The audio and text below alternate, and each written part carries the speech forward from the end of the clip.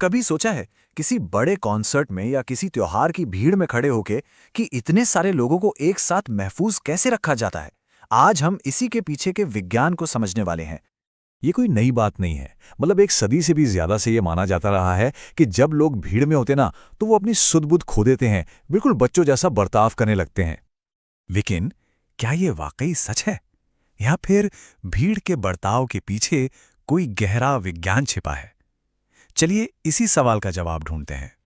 सोचिए, चाहे कोई म्यूजिक कॉन्सर्ट हो, कोई त्योहार हो या फिर कोई विरोध प्रदर्शन, एक साथ इकट्ठा होना हम इंसानों की जिंदगी का एक बहुत जरूरी हिस्सा है।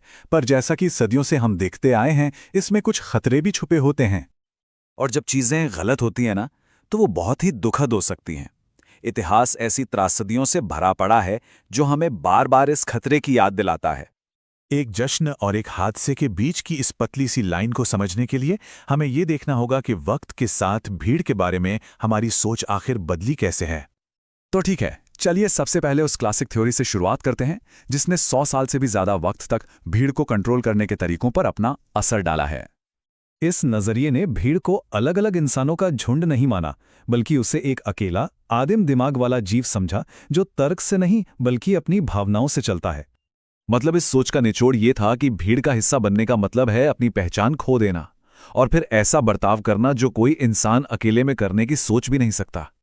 लेबोन का मानना था कि अपनी पहचान खोने की वजह से लोग एक ऐसी हालत में पहुंच जाते हैं जहां इमोशंस हावी हो जाते हैं, और फिर कोई भी आइडिया, चाहे वो कितना भी खतरनाक क्यों ना हो, किसी वायरस की तरह पूरी भीड़ में फैल सकता है। लेकिन सवाल यह है कि क्या भीड़ सच में इतनी बेकाबू होती है?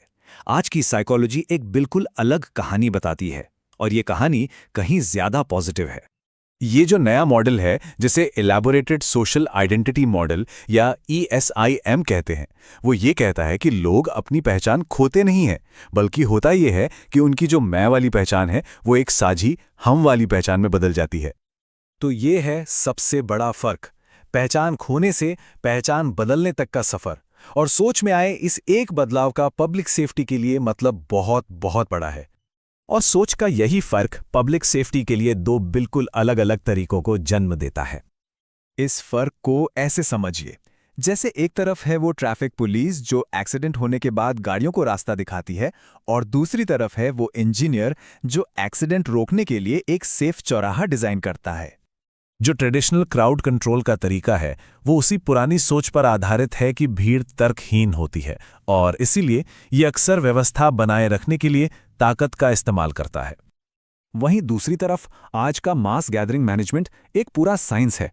इसमें किसी भी इवेंट से पहले ही प्लानिंग की जाती है, खतरों को पहचाना जाता है, आने जाने के लिए सेफ रास्ते बनाए जाते हैं, और लोगों से साफ साफ बात की जाती है ताकि कोई खतरनाक सिचुएशन पैदा ही ना हो पाए।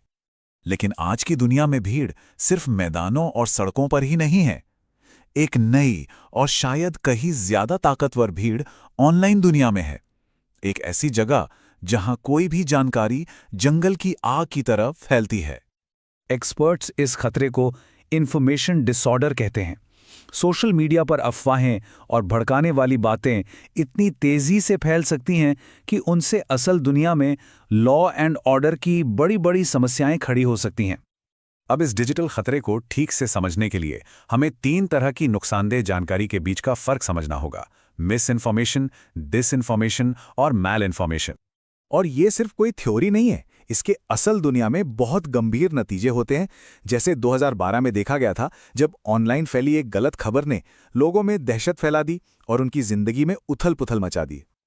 तो जैसे जैसे हमारी दुनिया और ज्यादा कनेक्ट होती जा रही है और भीड़, चाहे वो असल दुनिया की हो या डिजिटल, और बड़ी होती जा रही है, शायद एक दूसरे को समझना ही हमारी सबसे बड़ी सेफ्टी है। लेकिन सवाल यही है कि हमारे एक साथ इकट्ठा होने का भविष्य आखिर होगा क्या?